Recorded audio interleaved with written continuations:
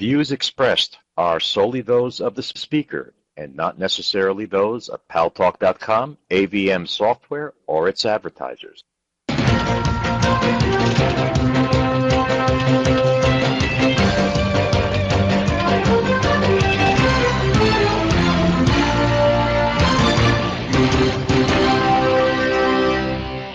News Talk is online. News Talk Online is a production of Paltalk.com, the largest multimedia interactive program on the internet with more than 4 million unique users on demand on iTunes and on YouTube.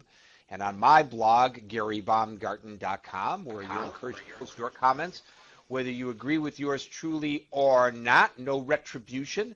And where you should be subscribing to my Twitter feed, twitter.com/GaryBaumgarten.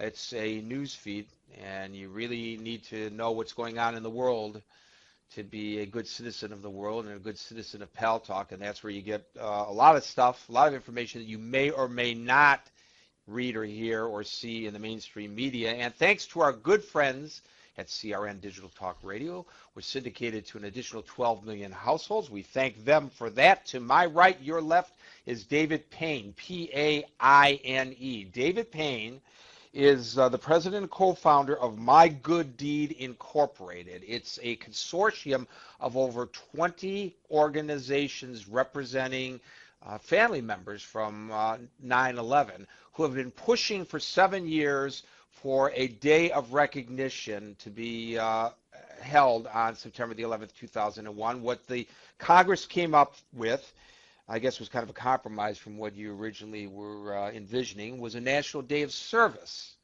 Not an official holiday, but a National Day of Service. This September the 11th is the first one to honor the memories of those who died, very close to where we are sitting right now, David, and it's never far from my thoughts, my memory, my heart. I still get choked up on this issue these many years later, and I think that's a good thing because it's bad if we forget. Unfortunately, and I want to talk, and when I originally contacted David, it was actually to come in to talk about the National Day of Service, which we can talk about. Which we are going to talk about. Don't worry about it. We are going to talk about That's what I was talking. But yesterday, and it was circulating here on Paltalk, some of you right here in the audience are among those who sent me the links, worried to death that President Obama was trying to change the meaning of September 11th with this National Day of volunteerism, this National Day of Service, and he was trying to politicize it and make us forget what 9/11 was all about. And I wrote each of you that sent me that and said, wait a second,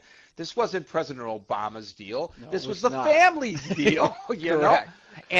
But there were what set it off, David, as you know, there were two items. One, a Fox News blog, and the other, a very vitriolic piece in the American Spectator by Matthew Vadum, V-A-D-U-M, which was entitled Obama's Plan to Desecrate 9/11. I cannot believe that you and the family members have been working for 7 years to desecrate 9/11. Where do people come up with this stuff? I don't know. You know, it's funny. I got a couple of emails just today saying, did you hear, according to Matthew Vadum, that the 9/11 community in your organization had absolutely nothing to do with establishing 9/11 as a day of service? It was entirely President Obama's idea, which is completely false. Right. You President Obama, he may have voted on it. Well, I don't know. He was in the Congress at the time that it passed, right? Well, he supports it like about 90% of members of Congress and the prior administration, the Bush administration. I mean, we started with this idea back in 2002.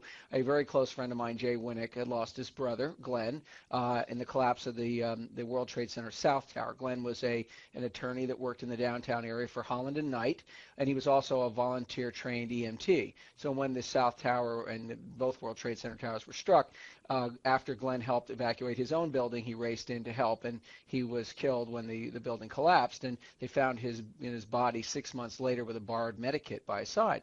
And after a period of mourning for Jay and his family, he and I started talking about what would be the best way to remember Glenn and all the many people that lost their lives on that day, not to mention all the people that have risen in service since, including our military personnel that are still dying to this day in defense of our country. And so we came up with this idea at that time that perhaps we ought to, at least involuntarily, on a voluntary basis, an informal basis, observe 9/11 as a day of service. So that was really pretty much the idea, and we started proceeding with that over the last 7 years, and met quite frequently with members of the Bush administration. They endorsed it wholeheartedly, and in fact, in his final year as president, he adopted a proclamation that specifically recognized volunteerism as a right and appropriate thing to do on 9/11. So that's how it really got started, and not because President Barack Obama suddenly decided that he wanted to convert everybody into these millions of little followers that would get out and engage in service. It was a 9/11 family thing. It's really funny. They're trying to make it sound like it's actually. Sorry for the long-winded. No, it's great. That's been on my chest now for 24 hours. I since bet. I read Matt's argument. I bet. Article, it's like this guy Matthew Vadum is trying to say that. He actually made the analogy today to the Nazi brown shirts. I got to tell you, I can't imagine where people come up with this kind of stuff. I'm offended by it. Yeah. It's disgusting to even think about it, much less articulate what he said. He posted it right on my blog, guys. You can see it for yourself, what he had to say in response to your essay, which I posted yesterday on the blog. Thanks for that, Bob. Oh, no, it's my pleasure. Good to set the record straight. We want to keep the record straight. That's what this show is all about. And first of all, it's volunteer. How do you how you use the word there's no such thing as compulsory volunteerism. That's moronic on its own, and I don't know. It's just I hate to see this getting politicized. There are the issue. The 9/11 truth folks, and there are people who are in the 9/11 community, the family members who are asking for a new investigation. Some of them are to be open. Not all. It's not a monolithic group.